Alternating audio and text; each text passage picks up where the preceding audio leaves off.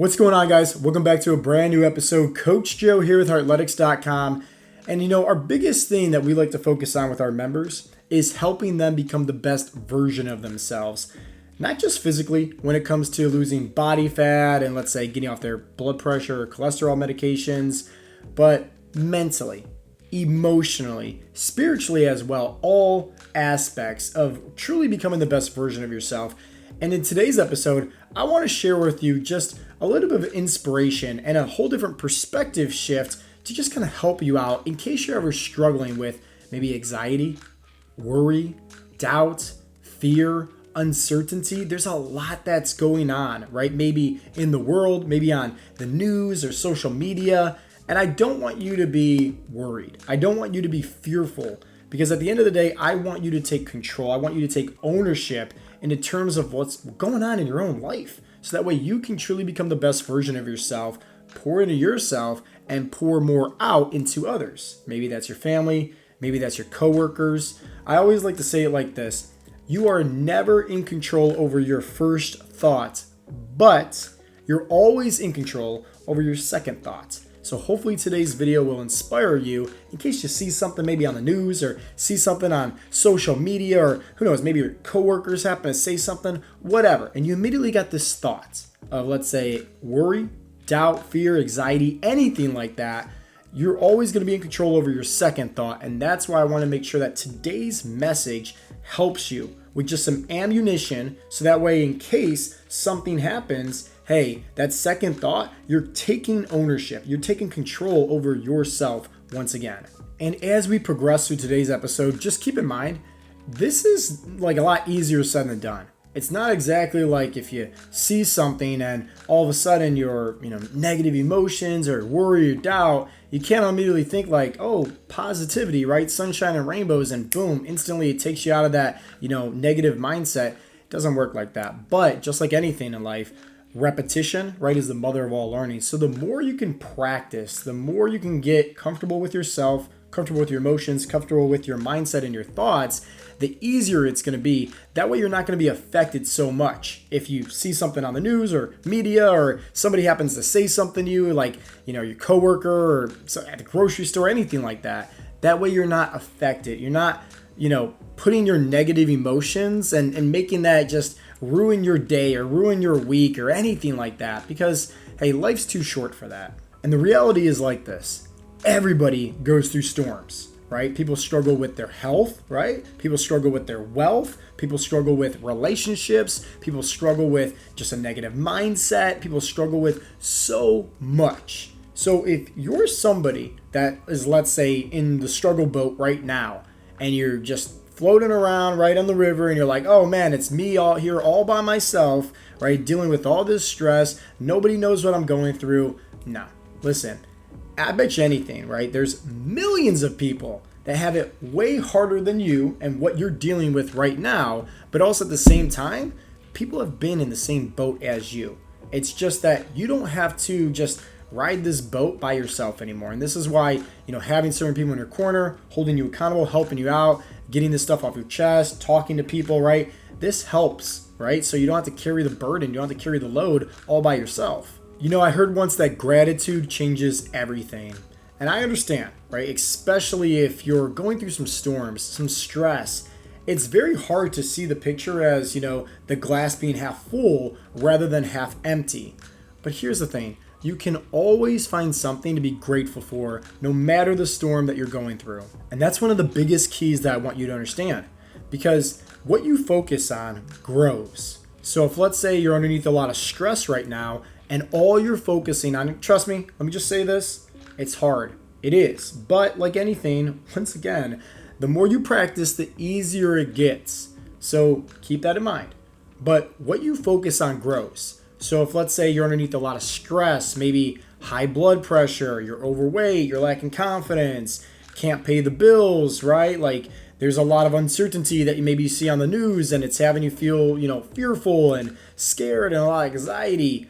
Whatever you focus on grows. So I challenge you and I encourage you, find something to be grateful for. You may hate the way that you look, hate the way that you feel, hate the fact that you can't pay the bills, right? And you feel like that World War III is going to come and it's going to be all over. Guess what? You woke up today. And the fact that you are watching this video means that, hey, either you got a phone or a computer. That's something to be grateful for. There's breath, right, in your lungs. You can probably see, hopefully, right, see this. There's a lot to be grateful for as long as you're looking for it. What you focus on grows. You have to keep that in mind. And once again, it's hard at first, but the more you practice this, the easier it gets. And the reason why this is so important to focus on gratitude is because you need to be the guardian of your own mind. Plain and simple. What you see, what you hear, this is all getting into your own mind. And you really need to understand, especially if you're a parent, you're like a sponge. So if you're watching the news with a lot of negativity, right, your coworkers or your friends, right, they're nothing but negative Nancy's talking about crap, right, you're absorbing all that just like a sponge. And what happens? You're going to rinse it out to who? Maybe your kids? Maybe your spouse? It's like, why do you think that if let's say a dad, right, has the big old, beer belly, the man boobs, high blood pressure, just, drinking a beer as soon as they get home from the work, and sitting on the couch watching Netflix, they got Cheeto dust all over them. Well, guess what? Like, their kids are going to follow in that footsteps. The kids are going to start, picking up those bad habits, bad eating habits, being lazy, not being active. And then what happens, right? The dad's yelling at their kids like, oh, you need to be, more in shape and you got to be more disciplined. It's like, no, monkey see, monkey do. Gandhi has one of the best quotes out there. Be the change that you want to see in the world. So it's like, if you want to make a change, instead of just voicing your opinion on social media and being a keyboard warrior, it's like, no, actually take action, right? And that means that, hey, you need to practice gratitude. You need to be the light in this dark world. And sometimes, right, hey, you're not going to be this big old lighthouse. Sometimes you're going to be this little candle in the darkness. But regardless, you're still providing a solution for somebody else. You're still being that light for others. Now, here are 3 things that you can actually start to apply into your own life that's not only going to help you, but most importantly, it's going to help out those around you as well. The first action step is get yourself a journal. It costs $5, very inexpensive. You can take 5-10 minutes a day, so it's not a big investment on your time either. And there's so much power to having a gratitude journal. And before you think, Joe, that's kind of feminine, what is this, like a diary? I'm going to start writing in every single day. Hear me out, because this right here can dramatically change your life. You probably have so many things in your life that you're grateful for, but you actually don't even appreciate it or realize it. Why? Well, once again, as I mentioned before, what you focus on grows. So if you're writing something down, you're doing 2 things. You're focusing on what you're grateful for. And guess what? Right? That's getting into your head. The second thing, it's the learning pyramid. I mean, writing stuff out, thinking about it, that's getting into your head. That's what you want. Instead of all the garbage that you see on social media and, the news, it's like, why don't you start filling your head with more positivity? So that way, guess what? As you rinse stuff out to, let's say, your family or your friends, coworkers, it's the things that you're grateful for. It's the positivity in your life rather than all the negativity. And it's very easy to use. Honestly, just start writing out every single day 5, 10, maybe 15 things that you're grateful for. My recommendation is switch it up. Don't just write down, oh, I'm thankful for my family. I'm thankful for my health. I'm thankful for food. And then the next day, same thing over and over again. No, get creative with it. Because once again, you want to start filling your mindset with more positivity. And the best way you can do that is by being more grateful for the things that you already have. So, for example, I have a ring light right here. I have a mic. I have my computer. I have a camera. I have my phone. I have, my coffee cup right there because I need my caffeine. So it's like these are small little things that I use every single day. But the reality is I don't ever focus or spend time to say, I'm really grateful for this ring light. I'm really grateful for this mic. I'm really grateful for this coffee cup, right? Or this computer. Once again, what you focus on grows. You need to understand that. The second action step is to start meditating. And before you think this is all woo-woo and lolly-dolly and new age, be open-minded. Because what I'm about to share with you can really change everything, especially for somebody that deals with a lot of stress in terms of anxiety, worry, doubt, fear, anything like that. So here's what meditation is to me, and here's how I personally do it to really help me, okay? There's your future over here, and there's your past over here.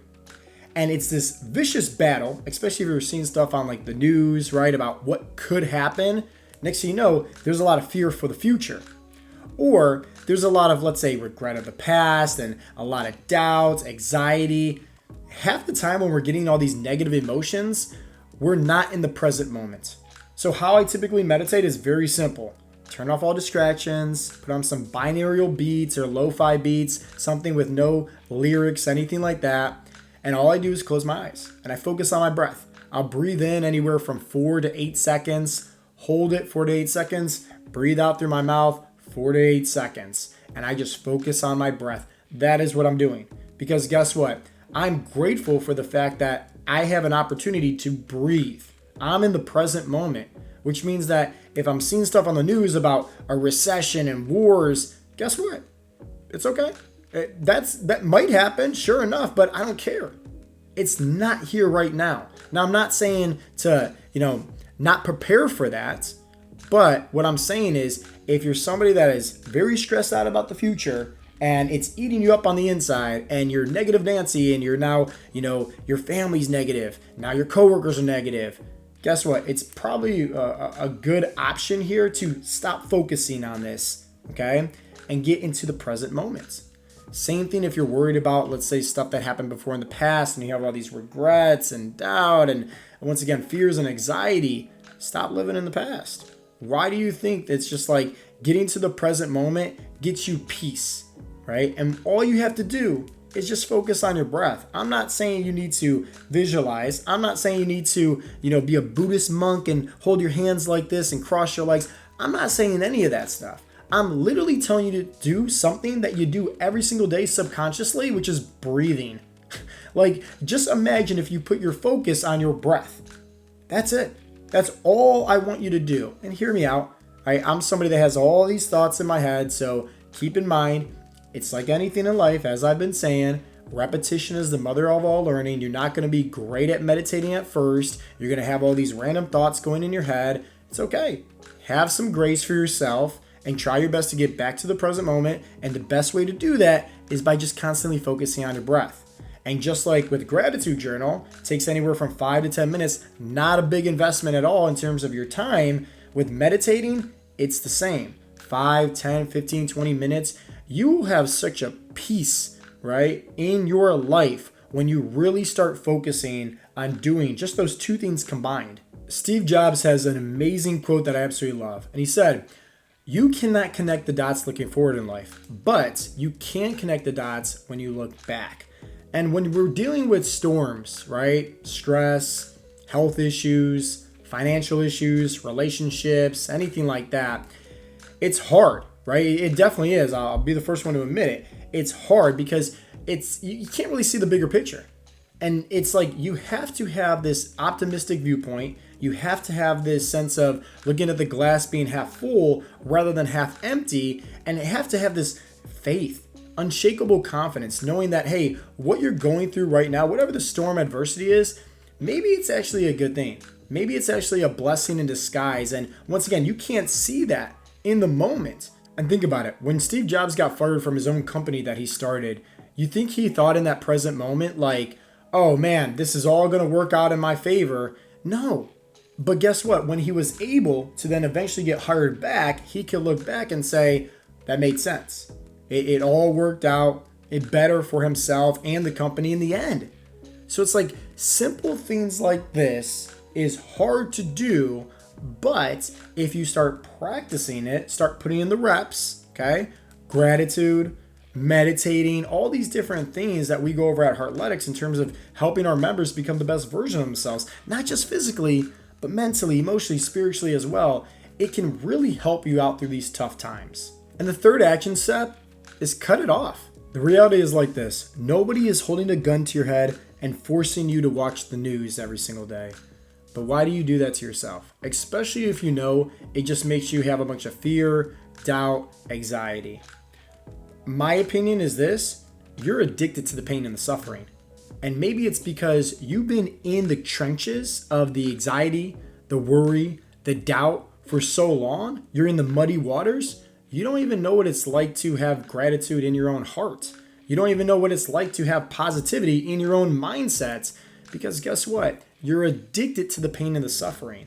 You're addicted to it. So anytime you try to fade away and take a step back, right? Something inside of you, maybe it's the bad wolf because you've been feeding it for so long, is pulling you right back to that thing that you honestly probably hate the most, but you're addicted to it.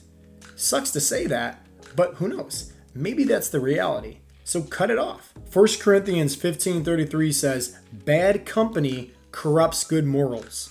And once again, you need to take ownership. You need to take control. You need to be the guardian of your own mindset, especially if you know it's not having anything that's positive for your life. The reality is like this: if we want to change the world, if we want to change our homes, if we want to change our work environment, it all starts with us.